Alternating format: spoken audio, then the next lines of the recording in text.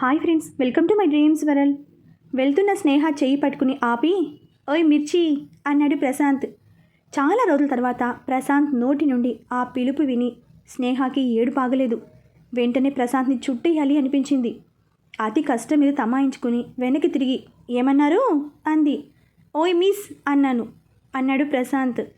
నాకేంటి అలా వినిపించింది, నేను అదే ధ్యాసలో ఉన్నట్టున్నాను అని తన చేతిని పట్టుకున్న ప్రశాంత్ చేతిని చూసింది. ఏంటిది అంటూ చెయ్యి విడిపించుకోవడానికి చూసింది స్నేహ. నేను చెప్పింది ఇక్కడ కూర్చుని ప్రాజెక్ట్ స్టడీ చేయమని. ఎక్కడికి వెళ్తున్నావు అన్నాడు. అవ్వా, ఈ మనిషి ఇంత మారిపోయాడు ఏంటి? నన్ను కాకుండా ఒక అమ్మాయి చేతిని ఇంత స్వతంత్రంగా పట్టుకుంటాడా అని కోపంగా చూస్తుంది ప్రశాంత్ని. ఏంటి చూస్తున్నావు? నువ్వు నా ఎంప్లాయీవి, చెప్పింది చెయ్యి అంటూ చైర్ చూపించాడు. ఏమి చేయలేక అక్కడే కూర్చుని ప్రాజెక్ట్ గురించి చదువుతోంది స్నేహ. ప్రశాంత్ స్నేహకి ఆపోజిట్ చైర్లో కూర్చుని తన కళ్ళని చూస్తూ ఉంటాడు. అది గమనించిన స్నేహ, డౌట్ లేదు, ఈ మనిషికి నేనే స్నేహ అని తెలిసిపోయింది. లేదంటే ఏ అమ్మాయిని కన్నెత్తి కూడా చూడడు, అలాంటిది ప్రవళిక అనే పేరుగల నన్ను ఇంతలా గుచ్చి గుచ్చి చూస్తాడా? మరి తెలిసి కూడా సైలెంట్గా ఎందుకున్నాడు ఈ హిట్లర్? తెలియదా, తెలుసా అని ఆలోచిస్తూ ఎటో చూస్తోంది. హలో మిస్, కొంచెం వర్క్ మీద కాన్సన్ట్రేట్ చేయండి, మీ ధ్యాస ఎక్కడో ఉన్నట్టుంది అన్నాడు ప్రశాంత్. అలాగే అని ఒక్కో పేపర్ తిప్పుతూ చదువుతోంది. కానీ ఒక్క ముక్క కూడా తన బుర్రలోకి వెళ్ళడం లేదు. కారణం, ప్రశాంత్ తనని రెప్ప వేయకుండా చూడటమే. అతని చూపుల తాకిడి తట్టుకోలేక పైకి లేచి నుంచుని, నేను మా క్యాబిన్కి వెళ్ళి చదువుతాను అంది స్నేహ. ఈ డీటెయిల్స్ కొంచెం రహస్యంగా ఉంచాలి, అందుకని ఇక్కడ కూర్చుని స్టడీ చేయమంది. లేదంటే నిన్ను చూడటానికి అనుకుంటున్నావా? ఇంకేం చెప్పలేక కూర్చుని చదువుతోంది. ప్రశాంత్ కూడా తనని కాసేపు డిస్టర్బ్ చేయలేదు. కాసేపటికి చదివి రిపోర్ట్ రెడీ చేసి ప్రశాంత్ ముందు పెట్టి, ఇంక నేను వెళ్ళొచ్చా అంది గట్టిగా. వెయిట్ అంటూ తను రాసిన రిపోర్ట్ చదువుతున్నాడు. తన ప్రొఫెషన్ ఇది కాకపోయినా చాలా బాగా అర్థం చేసుకుని రిపోర్ట్ రాసింది స్నేహ. తన పనితనాన్ని మెచ్చుకోకుండా ఉండలేకపోయాడు ప్రశాంత్. గుడ్, ఇంక మీరు వెళ్ళొచ్చు అనడంతో థ్యాంక్స్ అని చెప్పి వెంటనే బయటకు వచ్చేసి అదురుతున్న గుండె మీద చెయ్యి వేసుకుని, అమ్మయ్య, ఈ మనిషి ఎదురుగా ఉంటే నేను కంట్రోల్ చేసుకోవడం చాలా కష్టం అనుకుని అబ్బాయి వాళ్ళు ఉన్న క్యాబిన్కి వెళ్ళింది స్నేహ.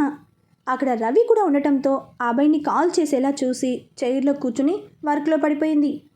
అబ్బాయి లంచ్కి రమ్మన్నా తినడానికైనా స్కార్ఫ్ తీయాల్సి వస్తుందని, వద్దు నాకు ఆకలిగా లేదు, నువ్వు కానీ అంది స్నేహ. వర్క్ చేస్తున్న స్నేహకి సడన్గా బల్బు వెలిగింది. నిన్న నేను ఏడుస్తున్నప్పుడు ఆయన అక్కడికి ఎలా వచ్చారు? కనీసం నన్ను చూసి ఆశ్చర్యపోలేదు, ఎలా ఉన్నావు అడగలేదు. అంటే నేనెక్కడ ఉంటున్నానని ఆయనకి తెలుసా? నిన్ను వదలను అంటూ వెళ్ళారు అంటే నేనని తెలుసా? వామ్మో, బుర్ర పగిలిపోయేలా ఉంది. అసలు ఏం చేస్తున్నావు హిట్లర్ అనుకుంటూ ఉంటుంది స్నేహ. ఎక్కువసేపు స్కార్ఫ్ కట్టుకుని ఉండటం వల్ల స్నేహకి చిరాగ్గా అనిపిస్తూ ఉంటుంది. అది కాక తినడానికి కూడా లేకపోవడంతో నీరసం వచ్చేస్తూ ఉంటుంది. అయినా కదలకుండా అలాగే వర్క్ చేస్తూ తనకే తెలియకుండా టేబుల్ మీద వాలి నిద్రపోయింది. ఇక్కడ ప్రశాంత్ తన క్యాబిన్లో ఉన్న స్నేహ ప్రతి కదలిక గమనిస్తున్నాడు. స్నేహ పడుకోవడం చూసిన ప్రశాంత్కి పాపం అనిపించింది. ఎందుకే నీకు ఇన్ని కష్టాలు అనుకున్నాడు మనసులో. తనని గుర్తుపట్టనట్టు 2 రోజులు ఆడుకుందాం అనుకున్నాడు. కానీ స్నేహ ఇబ్బందిని గమనించి ఈరోజు తనతో మాట్లాడాలి అనుకుంటాడు. పడుకున్న స్నేహ దగ్గరికి వచ్చి తను కట్టుకున్న స్కార్ఫ్ తీసేసి మొహం మీద ఒక బాటిల్ నీళ్లు ఫట్మని కొట్టడంతో నో అనుకుంటూ లేచి కూర్చుంది స్నేహ. కట్టుకున్న స్కార్ఫ్ అలాగే ఉంది. ఎదురుగా అభయ్ ఇంకా రవి అయోమయంగా స్నేహాన్ని చూస్తున్నారు. వాళ్ళని అలా చూసి కళ్ళకన్నాను అని అర్థమైంది స్నేహకి. ఏమైంది తల్లి, అంత గట్టిగా అరిచావు అన్నాడు అభయ్. కనీసం వాటర్ తాగడానికి కూడా లేదు. తన పరిస్థితి మీద తనకే జాలేస్తోంది. రాను రాను ఒంట్లో ఓపిక కూడా సన్నగిల్లుతోంది స్నేహకి. ఇంకాసేపు అలాగే ఉండే ఎక్కడ కళ్ళు తిరిగి పడుతుందో అనే టైంలో, మేడం మిమ్మల్ని సార్ పిలుస్తున్నారు అంటూ వచ్చాడు ప్యూన్. మళ్ళీ ఏం గుర్తొచ్చింది ఈయన గారికి అనుకుంటూ లేచి నవ్వుతున్న అభయ్ వైపు చూసి, మార్నింగ్ ప్రశాంత్ తనకి రీడ్ చేయమని ఇచ్చిన పేపర్స్ అభయ్ చేతికిచ్చి, నువ్వు వెళ్ళేలోపు దీన్ని చదివి రిపోర్ట్ చేయి అని సీరియస్గా చెప్పి అక్కడి నుండి ప్రశాంత్ క్యాబిన్ దగ్గరికి వెళ్ళింది. ఎక్కడ లేని కోపం అంతా నా మీదే చూపిస్తుంది. ఇదంతా ఎప్పటికి అవ్వాలి దేవుడా అని తల పట్టుకున్నాడు ఆ అబ్బాయి. స్నేహ క్యాబిన్లో అడుగు పెట్టే టైంకి నేను చెప్పే వరకు నా క్యాబిన్కి ఎవరిని పంపించొద్దు అని మేనేజర్ రవికి ఫోన్లో ఇన్స్ట్రక్షన్ ఇస్తున్నాడు ప్రశాంత్. దేవుడా, నన్ను ఇంకెంతసేపు తింటాడో అనుకుంటూ సార్ పిలిచారంట. తన చేతికి పేపర్స్ ఇచ్చి చదివి సైన్ చేయమన్నాడు ప్రశాంత్. అవి తీసుకుని ఏం పేపర్స్ సార్ ఇవి అని అడిగింది స్నేహ. నీకు చదవడం వచ్చు అని అనుకుంటున్నాను అన్నాడు సిస్టంలో ఏదో చూస్తూ. సారీ సార్ అని పేపర్స్ చదవడం స్టార్ట్ చేసింది. ఎంప్లాయీ అగ్రిమెంట్ పేపర్స్ అవి. తాను ఇక్కడ ప్రాజెక్ట్ కంప్లీట్ అయ్యే వరకు వర్క్ చేయాలని, ఎలాంటి వ్యక్తిగత కారణాలు చూపించి ప్రాజెక్ట్ నుండి కానీ కంపెనీ అప్పగించిన బాధ్యతల నుండి కానీ తప్పుకోవడానికి లేదు అని అందులోని సారాంశం. మొత్తం చదివి ఇదంతా ఏంటి సార్, మేము జస్ట్ మీతో కలిసి వర్క్ చేయడానికి వచ్చాం, మమ్మల్ని ఇలా మీ ఎంప్లాయీస్గా ఎలా ట్రీట్ చేస్తున్నారు అని అడిగింది స్నేహ. హలో మిస్, చదవడం రాదా నీకు? అందులో క్లియర్గా మెన్షన్ చేశాను, ప్రాజెక్ట్ కంప్లీట్ అయ్యే వరకు మీరు మాతో వర్క్ చేస్తే మా ఎంప్లాయీస్తో సమానం అని. సో సైన్ చేయండి అన్నాడు పెన్ ఇస్తూ. మీ కంపెనీ మీ రూల్స్ ఎలా అయినా మార్చగలరు సార్ అనుకుంటూ సైన్ చేసి ప్రశాంత్కి ఇచ్చి కళ్ళు మూసుకుపోతుంటే ఇంక నేను వెళ్ళొచ్చా అని అడిగింది స్నేహ. పేపర్స్ మీద తను పెట్టిన సైన్ చూసి నవ్వుకుని వెళ్ళొచ్చు మిస్ స్నేహ ప్రశాంత్ అన్నాడు. థ్యాంక్ యూ అని 2 అడుగులు వేసి తనేమన్నాడో మెదడుకి చేరి వెనక్కి తిరిగి ప్రశాంత్ని చూసింది స్నేహ. తన చైర్లో నుండి లేచి స్నేహ దగ్గరికి వచ్చి స్నేహ ఫేస్కి ఉన్న స్కార్ఫ్ తీశాడు. నువ్వేమనుకున్నావు, నేను నిన్ను గుర్తుపట్టలేను అనా, లేదా నిన్ను మర్చిపోయాను అనా అన్నాడు ప్రశాంత్ స్నేహ కళ్ళలోకి సూటిగా చూస్తూ. కళ్ళ నిండా నీళ్లతో ప్రశాంత్ని చూస్తూ కళ్ళు తిరిగి పడిపోయింది స్నేహ. పడిపోతున్న స్నేహాన్ని పట్టుకున్నాడు. తన క్యాబిన్లో ఉన్న సోఫాలో పడుకోబెట్టి ఫేస్పై వాటర్ చల్లాడు. కళ్ళు తెరిచి ప్రశాంత్ని చూసింది. కొంచెం పైకి లేపి వాటర్ తాగించాడు ప్రశాంత్. నాకు నిద్ర వచ్చేస్తోంది హిట్లర్ అంటూ ప్రశాంత్ భుజం మీద వాలిపోయింది. స్నేహ నుదుటిన ముద్దు పెట్టి ఐఎమ్ సారీ మిర్చి అని తన చేతిని పట్టుకుని ముద్దు పెట్టుకుని తను ఎప్పుడు లేస్తుందా అని అలా చూస్తూ ఉన్నాడు. కాసేపటికి బడలిక తీరి కళ్ళు తెరిచింది. ప్రశాంత్ భుజం మీద పడుకుని తన చుట్టూ చేతులు వేసి ఉండటం చూసుకుని షాక్ అయ్యి కళ్ళు పెద్దవి చేసి నో అనుకుంటూ లేచి నుంచుంది. ఇక్కడ పరందామయ్య. స్నేహ అభయ్తో మాట్లాడుతున్న ఫొటోస్ అన్నీ మార్చి మార్చి చూస్తున్నాడు. ఇద్దరు ఒకే ఆఫీస్లో పనిచేస్తున్నారు కాబట్టి ఫ్రెండ్సా, లేదా నన్ను అంతం చేయడానికి ఏమైనా ప్లాన్ చేస్తున్నారా అని అనుకుంటూ ఉంటాడు. ఇప్పుడు ఇద్దరు ప్రశాంత్ ఆఫీస్లోనే పనిచేస్తున్నారు అంటే ఎన్ని రోజులు దూరంగా ఉండి ఇప్పుడు మళ్ళీ ప్రశాంత్కి దగ్గర అవ్వాలని చూస్తుందా? నేనంటే భయం పోయిందా, లేదా నేనేం చేయలేను అనుకుంటుందా? అసలు ఈ మధ్య నా మీద సిబిఐ రైడులు జరగడానికి ఈ జింక పిల్లే కారణమా? ఎలా అయినా తెలుసుకోవాలి. నువ్వే అని తెలియాలి. ఈసారి మాటలు బెదిరింపులు కాదు, డైరెక్ట్గా లేపేయడమే అని కన్నింగా నవ్వుతూ ఉంటాడు పరందామయ్య. తన ముఖాన్ని చేతులతో తడుముకుంటూ స్కార్ఫ్ లేకపోవడంతో దొరికిపోయాను అని అర్థమైంది స్నేహకి. ఏంటి మిస్ ప్రవళిక అలా చెమటలు పడుతున్నాయి అన్నాడు ప్రశాంత్ వెటకారంగా. ఈయన సంగతి తెలిసి కూడా ఏదో మేనేజ్ చేద్దాం అనుకున్నాను, మొత్తానికి అడ్డంగా బుక్ అయ్యాను. ఆయన్ని వదిలేసి ఎందుకు వచ్చేశాను అని అడిగితే ఇప్పుడు ఏం సమాధానం చెప్పాలి అనుకుంటూ చెమటలు తుడుచుకుంటోంది స్నేహ. ప్రవళిక గారు ఏంటలా సైలెంట్గా ఉన్నారు అన్నాడు ప్రశాంత్ దగ్గరికి వచ్చి. సారీ అంది తల దించుకుని. షటప్ అన్నాడు గట్టిగా. కళ్ళు మూసుకుని నేనేది కావాలని చేయలేదు. నువ్వెలా చేసినా ఎందుకోసం చేసినా నన్ను చాలా హర్ట్ చేశావు స్నేహ. నీకు తెలుసా నేనెంత బాధపడ్డానో? లైఫ్ లాంగ్ ఈ పెయిన్ నాతో ఇలాగే ఉంటుంది. ఎంత ప్రేమించాను నిన్ను, నా ప్రేమని కేరింగ్ని, ఆఖరికి మన బంధాన్ని కాలితో తన్ని వెళ్ళిపోయావు. వెళ్ళే ముందు ఒక్కసారైనా ఆలోచించావా నాకెంత బాధ ఉంటుంది, నేనేమైపోతాను అని అన్నాడు ప్రశాంత్ ఆవేదనగా. నేను మీకంటే ఎక్కువ నరకం చూశాను హిట్లర్, ఆ విషయం నీకెలా చెప్పను అనుకుంది మనసులో. అసలే బాధలో ఉన్న ప్రశాంత్కి స్నేహ మౌనం కోపాన్ని తెప్పించింది. మాట్లాడవేంటి, ఎప్పుడు ఏదో ఒకటి వాగుతూ ఉంటావు కదా, ఈరోజు ఏమైంది? ఆన్సర్ మీ డామ్ ఇట్ అన్నాడు స్నేహ భుజం పట్టుకుని కుదిపేస్తూ. ప్రశాంత్ని అంత కోపంగా ఎప్పుడూ చూడలేదు స్నేహ. ఒక్కసారిగా మనసంతా భారంగా అయిపోయింది. కళ్ళలో నీళ్లు తన అనుమతి అడగకుండానే ఉబికి వస్తున్నాయి. వాటిని తను ఆపలేకపోతోంది. మాట్లాడటానికి అసలు గొంతు పెగలడం లేదు. ఇలాంటి సిచ్యువేషన్ వస్తుంది అని తనకి తెలుసు. ఎందుకంటే ఏదో ఒకరోజు ప్రశాంతాన్ని ఇలాగే నిలదీస్తాడు అని తను ముందే ఊహించింది. కానీ ప్రశాంత్ బాధని మాత్రం తను ఊహించలేకపోయింది. ప్రశాంత్ ఫీల్ అవుతాడు అని తెలుసు, కానీ తన కోసం ఇంతలా ఆరాటపడతాడు అనుకోలేదు స్నేహ. ఏం చెప్పాలో ఏం చేయాలో తెలియక సతమతమవుతూ నన్ను క్షమించండి అంది ఒక్కో మాట కూడబలుక్కుంటూ. తల అడ్డంగా ఊపుతూ, ఈ విషయం నేను నిన్ను క్షమించలేను మిర్చి. నువ్వు నా మనసుని ముక్కలు చేశావు. ఇప్పుడు నాకు నీ మీద ప్రేమ కంటే కోపమే ఎక్కువ ఉంది. అయినా అయినా ఇంకా నాకు నువ్వు కావాలి అనిపిస్తోంది. ప్రేమ అంటే ఇంతేనేమో. పట్టలేనంత కోపం ఉన్నా కూడా మంచులా కరిగించేస్తోంది అన్నాడు ప్రశాంత్ తన కన్నీళ్లు తుడుచుకుంటూ. ప్రశాంత్ చుట్టూ మొత్తం బ్లర్ అయ్యి తనొక్కడే కనిపిస్తున్నాడు స్నేహ కంటికి. నిమిషం ఆలస్యం చేయకుండా ప్రశాంత్ని గట్టిగా హక్ చేసుకుంది. ఆ క్షణం తనకి అప్పటి వరకు వారిద్దరి మధ్య తెచ్చిపెట్టుకున్న దూరం గుర్తు రాలేదు. వాళ్ళు ఎక్కడ ఉన్నది గుర్తు రాలేదు. తను ప్రశాంత్కి ఎందుకు దూరం అవ్వాలి అనుకుందో గుర్తు రాలేదు. పరందామయ్య అసలే గుర్తుకు రాలేదు. తనని హక్ చేసుకున్న స్నేహాన్ని వదిలించుకుంటూ, ఇదిగో ఇలా చేసి మళ్ళీ నాలో ఆశలు రేపకు. నీకున్న కారణాలతో నన్ను దూరం పెడితే నేను తట్టుకోలేను. ఇప్పటికి అయింది చాలు, వదులు అన్నాడు స్నేహాన్ని తోసేస్తూ. స్నేహ ప్రశాంత్ని వదిలి అతని చెంప మీద కొట్టింది. ప్రశాంత్ షాక్ అయ్యి నొసలు చిట్లించి చెంప మీద చెయ్యి పెట్టుకుని చూస్తున్నాడు.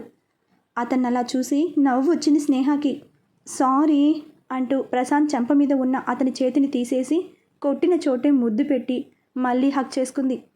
మధ్యలో వదిలేస్తాను అంటే నా వల్ల కాదు, ముందే చెప్పు, అప్పుడే హక్ చేసుకుంటా అన్నాడు ప్రశాంత్. మీరు హక్ చేసుకోకపోయినా పర్లేదు అంది కళ్ళు మూసుకునే. అంటే నువ్వు నా దగ్గరికి రావాలి అనుకోవడం లేదా అన్నాడు స్నేహాన్ని వదిలి. లేదు అంది స్నేహ సోఫాలో కూర్చుంటూ. ఎందుకు వేస్తున్నావు ఇన్ని వేషాలు? ఇప్పుడే ఎంతో ప్రేమ ఉన్నట్టు కనిపించావు, అంతలోనే ఏమైంది?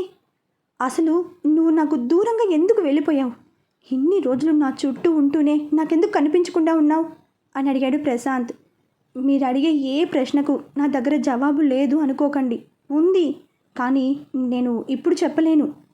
నాతో కూడా చెప్పని రహస్యాలు నీకేమున్నాయో అని అడిగాడు ప్రశాంత్. చెప్పేస్తారు మరి. చాలా ట్రై చేశారుగా తెలుసుకోవడానికి, ఏం తెలియలేదా అని అడిగింది కనుబొమ్మలు ఎగరేస్తూ. నేనేం తెలుసుకోవడానికి ట్రై చేశాను అన్నాడు భుజాలు ఎగరేస్తూ. అబ్బా, మరి అంత జీవించేయకండి.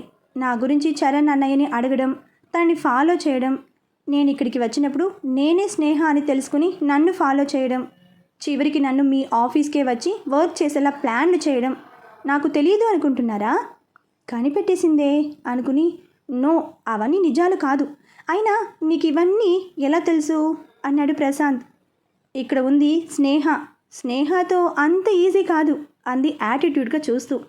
నీ వేషాలు ఏవైనా ఈ ప్రశాంత్ దగ్గర కాదు అంటూ తన పక్కన కూర్చుని, ఇంటికి ఎప్పుడొస్తావు అన్నాడు చిన్నగా.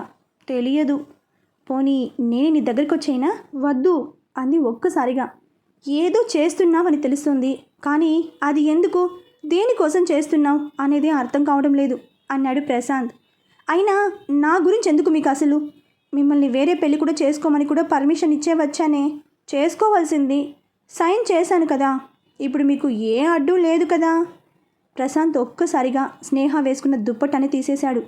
స్నేహ షాక్ అయ్యి, అసలు ఏం చేస్తున్నారు మీరు అంటూ ప్రశాంత్ చేతిలో ఉన్న చున్నీని తీసుకోవడానికి ట్రై చేస్తుంది.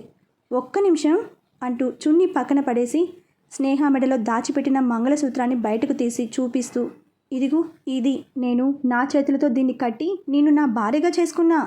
ఈ తాళి నీ మెడలో ఉన్నంతకాలం వేరొకరిని చేసుకోమని పర్మిషన్ ఇవ్వనట్లే. ఇది నీ మెడలో లేని రోజున నేను లేనట్లే అంటున్న ప్రశాంత్ నోటిని చేత్తో మూసేసి, ఇలా మాట్లాడి నన్ను ఏడిపించొద్దు హిట్లర్ అంది స్నేహ. తన నోటికి అడ్డు పెట్టిన స్నేహ చేతిని తీసేసి, అయినా పెళ్ళే వద్దనుకున్న నన్ను నీ మాయలో పడేశావు. ఇద్దరి మనసుల కలయికతో ఏర్పడిన మాంగళ్య బంధం రూపాయి విలువ చేసే పేపర్ మీద పెట్టే చిన్న సంతకంతో పోతుందా? ఈ జన్మకి నువ్వు చాలు నాకు. నీకు తప్ప ఇంకొకరికి నా జీవితంలో చోటు ఇవ్వను మిర్చి. ప్రశాంత్ ఆలోచనలకి మాటలకి స్నేహ మనసు వశం తప్పేలా ఉంది. రెప్ప వేయడం కూడా మర్చిపోయి ప్రశాంత్ని చూస్తూ ఉంటుంది. ఆ క్షణం ప్రశాంత్ తనకి చాలా ముద్దొచ్చాడు. తనకి తను సర్ది చెప్పుకోలేక మనసుతో మైండ్తో పోరాడి ఓడిపోయి ప్రశాంత్కి ముద్దు పెట్టేసింది. ఫస్ట్ టైం స్నేహ తనంతట తనుగా ముద్దు పెట్టడంతో ప్రశాంత్కి ఎలా రియాక్ట్ అవ్వాలో తెలియలేదు. షాక్ కొట్టినట్టుగా అయిపోయాడు. 10 సెకండ్ల తర్వాత ప్రశాంత్ని వదిలి తల దించుకుని సిగ్గుపడుతూ ఉంటుంది స్నేహ. ప్రశాంత్ అవేం పట్టించుకునే పరిస్థితిలో లేడు. తను ఆ ముద్దు దగ్గరే ఆగిపోయాడు. కదలకుండా కూర్చుని ఉన్న ప్రశాంత్ని కదిపింది స్నేహ. అప్పుడు ఈ లోకంలోకి వచ్చి స్నేహాని చూశాడు. ఏంటి అలా అయిపోయారు అని అడిగింది స్నేహ. ఇలాంటి షాక్లు ఇచ్చే ముందు కొంచెం ముందే చెప్పు మిర్చి, తట్టుకోవాలి కదా అన్నాడు గుండె మీద చెయ్యి వేసుకుని. ఒక్క ముద్దుకే ఇలా అయిపోతారా? తాళి కట్టిన భార్య 2 సంవత్సరాల తర్వాత, అది కూడా మొదటిసారి అనుకోకుండా ముద్దు పెడితే ఆ మాత్రం షాక్ అవ్వరా? అయితే మీరు షాక్ అవుతూనే ఉండండి, నేను వెళ్తాను అంది స్నేహ పైకి లేస్తూ. స్నేహ చెయ్యి పట్టుకుని లాగి, ఎక్కడికి వెళ్ళేది? ఇక్కడ నాకు తేల్చాల్సిన లెక్కలు చాలా ఉన్నాయి అన్నాడు స్నేహ చెయ్యి వదలకుండా. ఇప్పుడు నేను మీకు ఏమీ చెప్పలేను హిట్లర్, నన్ను క్షమించండి. ఇంటికి రమ్మని కూడా బలవంతం చెయ్యొద్దు. నాకు తెలుసు మీరు నన్ను అర్థం చేసుకుంటారు అని. అసలు ఎందుకు ఇదంతా? నీకు నేను లేనా? సపోర్ట్ చేయనా? నేనంటే నమ్మకం లేదా? లేదా నువ్వు చేసే పనికి నేను అడ్డుపడతాననుకుంటున్నావా? ఇన్ని ప్రశ్నలా? కానీ వీటన్నింటికి ఒక్కటే ఆన్సర్ చెప్పాలి అనుకుంటున్నాను. మీరు నా ప్రాణం హిట్లర్. ప్రాణం లేకుండా ఎవరైనా బ్రతకగలరా? అందుకే కదా ఇన్ని రోజుల ఎడబాటు తర్వాత కూడా ఇంత ఫ్రీగా మాట్లాడుకుంటున్నాము. ఏదో చిన్న గొడవ అయ్యి 2 రోజులు మాట్లాడినట్టే ఉంది. 2 సంవత్సరాలలా లేదు నాకు అన్నాడు ప్రశాంత్. మనుషులం వేరుగా ఉన్నా మనసులు ఒక్కటైనప్పుడు వేరు చేశాం అని ఎంత ఎగిరితే ఏం లాభం? పిచ్చి మొహాలు. దగ్గరగా ఉన్నా దూరంగా ఉన్నా ప్రశాంత్ స్నేహ ఎప్పటికీ విడిపోరు అనుకుని నవ్వుకుంటూ ఉంటుంది స్నేహ. హలో, ఏ ఆలోచనలోకి వెళ్ళిపోయావు అన్నాడు చిటికి వేస్తూ. ఏం లేదు, ఈరోజు నుండి నన్ను ఫాలో చేయడం ఆపండి. అది అస్సలు జరగదు. నువ్వేం చేస్తున్నావో నువ్వు చెప్పకపోతే నేనే తెలుసుకుంటాను. నిన్నటి వరకు మొహం సీరియస్గా పెట్టుకుని నవ్వితే ఎక్కడ ముత్యాలు రాలిపోతాయో అన్నట్టుగా ఉండేవారు. ఇప్పుడేంటి మాటలు అసలు ఆగడం లేదు? నువ్వు మళ్ళీ నా లైఫ్లోకి వచ్చావు, అదే ఆనందం అనుకుంటా. ప్రశాంత్ని చూసి నవ్వి, ఇంక నేను వెళ్తాను, వచ్చి చాలాసేపు అయింది. బయట స్టాఫ్ ఏమైనా అనుకునే ఛాన్సెస్ ఉంది అంది స్నేహ. అనుకోని తప్పేముంది? మనం కలిసిపోయామని బయటకు తెలియకూడదు, కొంచెం కాన్షియస్లో ఉండండి అంది హెచ్చరిస్తున్నట్టుగా. అలాగే అన్నాడు ప్రశాంత్ బుద్ధిగా తల ఊపుతూ. ఇంత ఇన్నోసెంట్ ఎప్పుడైపోయారు మీరు అంది స్నేహ ప్రశాంత్కి దిష్టి తీస్తున్నట్టుగా మెటికలు విరుస్తూ. నువ్వు దూరం అయ్యాక, మళ్ళీ ఇప్పుడు నువ్వు నా దగ్గరికి వచ్చాక అన్నాడు ప్రశాంత్ స్నేహ కళ్ళలోకి చూస్తూ. సారీ హిట్లర్, నేను ఏది కావాలని చేయలేదు. అదొక్కటే మీరు అర్థం చేసుకుంటే చాలు. ఇంకా మీరు నాకు ఏంటి అనేది మీ ఊహకి కూడా అందదు. మాటల్లో చెప్పలేను అని ప్రశాంత్ నుదుటిన ముద్దు పెట్టి, టేక్ కేర్, నేను వెళ్తాను అని చెప్పి ప్రశాంత్ క్యాబిన్ నుండి తన క్యాబిన్కి వెళ్ళింది. స్నేహ వెళ్ళేసరికి తను ఇచ్చిన పేపర్స్తో కుస్తీ పడుతూ కనిపించాడు ఆ అబ్బాయి. నెక్కి కట్టుకున్న టై లూజ్ చేసి, జుట్టంతా చెరుపుకుని, తల్ల పట్టుకుని, మొహం వేలాడేసుకుని చదువుతున్న ఆ అబ్బాయి ఫేస్ చూడగానే స్కూల్లో ఎక్స్ట్రా క్లాస్కి చిన్నపిల్లలు పెట్టే ఎక్స్ప్రెషన్లా కనిపించింది స్నేహకి. ఆ అబ్బాయిని అలా ఊహించుకుని ఒక్కసారిగా నవ్వేసింది స్నేహ. అసలే అయోమయంలో ఉన్న ఆ అబ్బాయి స్నేహ అంతలా నవ్వడాన్ని ఆశ్చర్యంగా చూస్తున్నాడు. ఇప్పుడు ఏమైంది తల్లి, అంతలా నవ్వుతున్నావు అన్నాడు ఆ అబ్బాయి. స్నేహకి ఎంత నవ్వు కంట్రోల్ చేసుకుందామన్నా అవ్వలేదు. ఇక్కడ అసలే ఇది అర్థం అవ్వక చేస్తుంటే నువ్వెందుకు నవ్వుతున్నావో చెప్పకుండా ఏంటి తల్లి మాకు ఈ టార్చర్ అన్నాడు అబ్బాయి విసుగ్గా. సర్లే ఏడవకు, ఆపేశా అంటూ చైర్లో కూర్చుని వర్క్ చేసుకుంటూ ఉంటుంది. స్నేహ కాసేపటికి తన వర్క్ ఫినిష్ చేసుకుని అబ్బాయి ప్రాజెక్ట్ చదివి రెడీ చేసిన రిపోర్ట్ చదువుతూ ఉంటుంది. అదంతా చదివి ఓకింత అసహనానికి గురయ్యి అబ్బాయి అంటుంది గట్టిగా. తన అరుపుకి ఆ అబ్బాయి కోసం రవి కోసం కాఫీ తీసుకొచ్చిన ప్యూన్ అదిరిపడ్డాడు. సారీ భయ్యా అంటూ ఆ అబ్బాయి అతనికి సారీ చెప్పి, ఎందుకు అలా అరుస్తున్నావు స్నేహ, కొంచెం కూల్గా ఉండు అన్నాడు. ఏంటి కూల్గా ఉండేది? నీకు ఇచ్చిన ఫైల్ ఏంటి, నువ్వు చేసిన రిపోర్ట్ ఏంటి? 10th క్లాస్ పిల్లోడు కూడా నీకన్నా బాగా రాస్తాడు. కొంచెం కూడా కాన్సన్ట్రేషన్ లేకపోతే ఎలా? మీరు చేసే తప్పులకి మేము పైన వాళ్ళతో మాటలు పడాలి. చేసేటప్పుడు కొంచెం ఒళ్ళు దగ్గర పెట్టుకుని చేయడం నేర్చుకో అని సీరియస్గా చెప్పి తను ఇప్పుడే వస్తా అని బయటకు వెళ్ళింది. స్నేహ వెళ్ళాక ఫైల్స్ పేపర్స్ అన్నీ చెల్లా చెదురు చేసేస్తూ నన్నే అన్ని మాటలు అంటుందా? చిన్న మిస్టేక్స్ వస్తే కరెక్ట్ చేసుకోమని చెప్పాలి కానీ ఇలా తిడుతుందా? అసలు ఏమనుకుంటుందిరా? నాకెవరూ లేరనుకుంటుందా? లేదా నా బ్యాక్గ్రౌండ్ తెలియదా అన్నాడు అబ్బాయి పౌరుషంతో. వీడేంటి వాళ్ళ నాన్న పేరు ఎత్తితేనే మండిపడతాడు, ఇప్పుడు బ్యాక్గ్రౌండ్లో అంటూ మాట్లాడుతున్నాడు అని రవి ఆశ్చర్యంగా చూస్తున్నాడు అబ్బాయిని. రవిని చూసి, ఏంట్రా అలా చూస్తున్నావు, నా మొహాన్ని ఏమైనా తోలుబొమ్మలు ఆడుతున్నాయా అన్నాడు అబ్బాయి విసుగ్గా. నీ పద్ధతే తేడాగా ఉందిరా అబ్బాయి అని మనసులో అనుకుని, చాచా నేనెందుకులా అనుకుంటా అంటూ ల్యాప్టాప్లో తల దూర్చాడు రవి. నువ్వేంటి భయ్యా కాఫీ ఇవ్వడానికి వచ్చి అలా నుంచుని పోయావు అని అడిగాడు ప్యూన్ని. అప్పటి వరకు కప్పలా నోరు తెచ్చి చూసిన అతను అప్పుడు ఈ లోకంలోకి వచ్చి, హాహా వెళ్తున్నా అంటూ కాఫీ అభయ్ టేబుల్ మీద పెట్టి అతను వెళ్ళిపోయాడు. ప్యూన్ వెళ్ళిన కాసేపటికి లోపలికి వచ్చింది స్నేహ. స్నేహ లోపలికి రాగానే, నాకు పని ఉంది స్నేహ, నేను వెళ్ళాలి అంటూ విసురుగా వెళ్ళిపోయాడు అభయ్. మంచి చెప్పినా కొంతమందికి బుర్రకెక్కదు అనుకుంటూ పనిలో పడిపోయింది స్నేహ. ఆ తర్వాత కూడా స్నేహ అభయ్ చేసే వర్క్లో తప్పులను ఎంచడంతో అభయ్కి స్నేహకి మధ్య దూరం పెరుగుతూ వచ్చింది. ఒక్కోసారి వేరే ఎంప్లాయీస్ ముందు కూడా నువ్వు అంటే నువ్వు అంటూ వాదులు ఆడుకునేవారు. వారిద్దరికీ సర్ది చెప్పడానికి గోకుల్కి తల ప్రాణం తోకకి వచ్చేది. కొన్ని రోజుల తర్వాత బయట గార్డెన్లో వాకింగ్ చేస్తున్న పరందామయ్య ఎదురుగా నిలబడి ఉన్నాడు వ్యక్తి. ఆ వ్యక్తిని చూసి ముందు షాక్ అయినా ప్రేమగా దగ్గరికి తీసుకోవడానికి అడుగు ముందుకు వేస్తూ ఆగిపోయి, ఎందుకొచ్చావు అన్నాడు పరందామయ్య కోపంగా. నన్ను క్షమించండి నాన్న, ఇలా పిలవడానికి నేను మనసులో కొన్ని 100 సార్లు చచ్చిపోయాను. అమ్మ ప్రాణాలు పోవడంలో మీ నిర్లక్ష్యం ఉందనే కోపంలో మిమ్మల్ని దూరం పెట్టాను. కానీ మీ మీద ప్రేమ లేక కాదు. మీ అమ్మతో పాటే నాన్న కూడా చచ్చిపోయాడు అనుకుని వెళ్ళావు కదా, మరి ఇప్పుడెందుకు వచ్చావు? మీ విలువ తెలుసుకుని మీతో పాటు ఉండటానికి వచ్చాను అన్నాడు అభయ్ తలదించుకుని. నువ్వే నన్ను కాదనుకుని వెళ్ళిపోయావు, నేను కాదు. నువ్వు ఎప్పటికీ నాకు కొడుకువే అంటూ ఆప్యాయంగా హక్ చేసుకున్నాడు పరం ఆలియాస్ పరందామయ్య. థ్యాంక్స్ నాన్న అన్నాడు అభయ్ నవ్వుతూ. అంతలోనే ఏదో గుర్తొచ్చిన వాడే, నువ్వు ఆ స్నేహితులా అని అడిగాడు అనుమానంగా. ఫ్రెండ్స్ అనే అనుకున్నాను నాన్న, కానీ తను అందరిలో నన్ను అవమానించింది అన్నాడు అభయ్ ఆవేశంగా. ఏం చేయమంటావు అని అడిగాడు పరం. చంపేద్దాం నాన్న అన్నాడు అభయ్ పిడికిలి బిగిస్తూ. ఈ పరందామయ్య ఏం ప్లాన్ వేస్తాడో తర్వాత అప్డేట్లో తెలుసుకుందాం. బాయ్ ఫ్రెండ్స్, మరొక భాగంతో కలుసుకుందాం.